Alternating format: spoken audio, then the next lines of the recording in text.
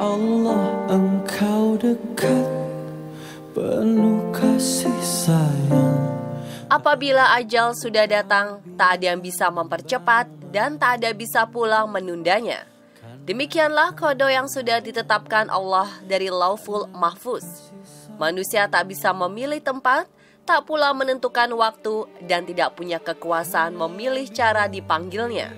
Namun sebaik-baik tempat, waktu, dan cara meninggal adalah saat beribadah dan bermunajat kepada Allah Subhanahu wa Ta'ala.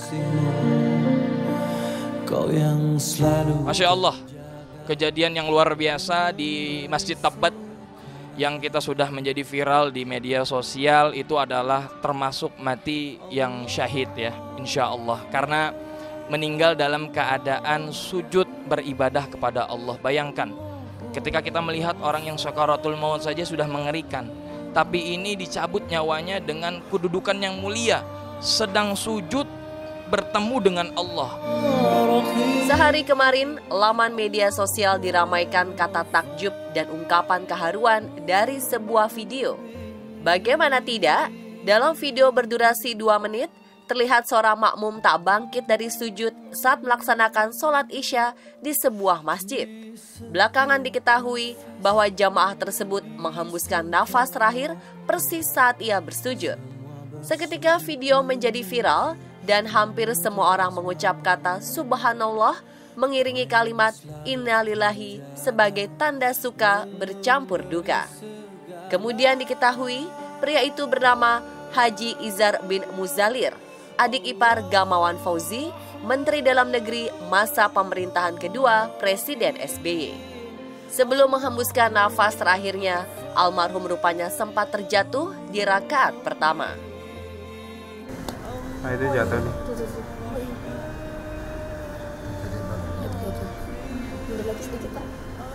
Ya udah dapat.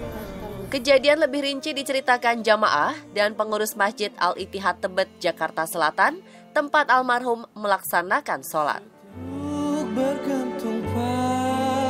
Saya di depan kan memang saya ngurusin para penceramah semua sih.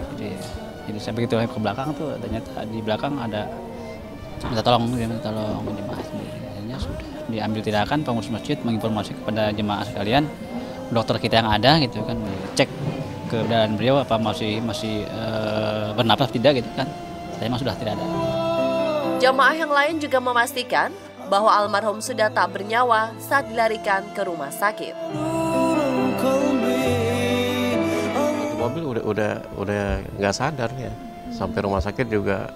Dokter udah grafiknya tuh udah lurus aja gitu, dokter udah bilang ini udah nggak ada, itu udah meninggal gitu. Dengan cara apa saja, kehilangan tetaplah pilu dan kesedihan terutama bagi keluarga. Duka masih terbaca jelas di wajah Aida Hairati, istri almarhum, saat selebrita menemuinya sore kemarin. Apalagi rencananya, Rabu kemarin mereka akan berangkat ibadah umroh ke Tanah Suci.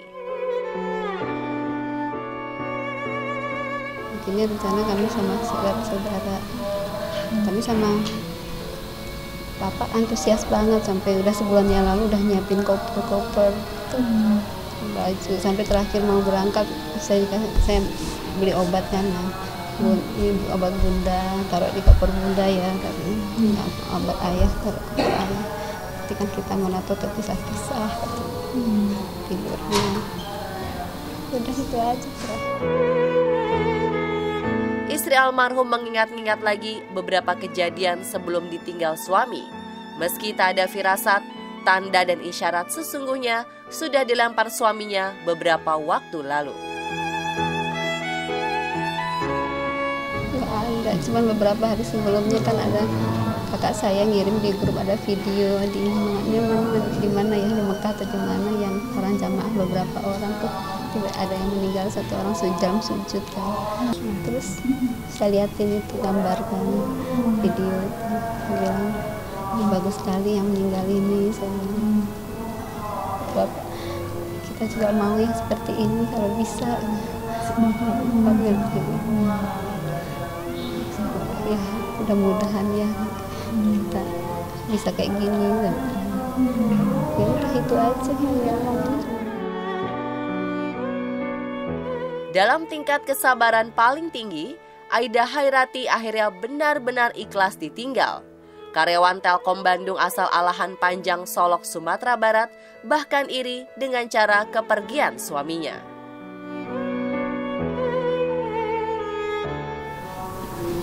Bahagia dan bangga dengan ayahnya. Bisa seperti ini, jarang seperti itu Ustaz yang kita ngiri melihat beliau bisa seperti itu. Kesabaran dan ketabahan juga diperlihatkan kedua putri almarhum.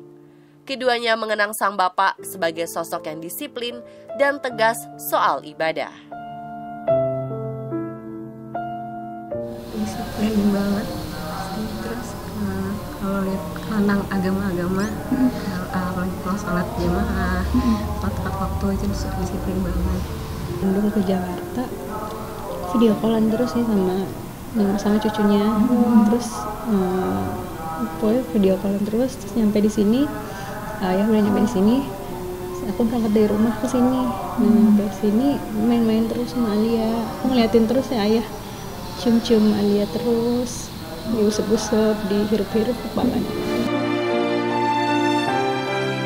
Meski urusan amalan menjadi hak Allah semata, namun waktu, tempat, dan cara almarhum Izar wafat benar-benar membuat iri dalam muatan positif. Waktu, tempat, dan cara yang menjadi harapan semua kaum muslimin. Sebab cepat atau lambat, semua pasti akan dipanggil juga pada waktu yang sudah ditentukan. Kalau saya bisa meninggal dengan cara seperti itu akan menjadi impian saya. Itu adalah cara meninggal yang paling enak, di mana kita lagi bersujud, kita lagi mencium tanah untuk mohon ampun daripada Allah, dan di saat itulah kita diambil rohnya. Saya sangat berdoa bisa seperti itu. Masya Allah, itu indah. Kalau bertanya tentang itu, saya pun punya kenikmat, punya kehendak, saya punya harapan dan cita-cita Allah matikan saya di dalam keadaan sujud. Karena orang yang mati dalam keadaan sujud itu adalah tanda orang Allah berikan kemuliaan di alam dunianya. Karena apa? Secara fisik dilihat dalam keadaan beribadah, disitulah nafasnya terhenti, disitulah ajal menjemputnya. Kita berdoa mudah-mudahan kita pun mempunyai nasib yang sama, mati dalam keadaan mati mulia, mati husnul khotimah, bersujud di hadapan Allah Subhanahu wa Ta'ala.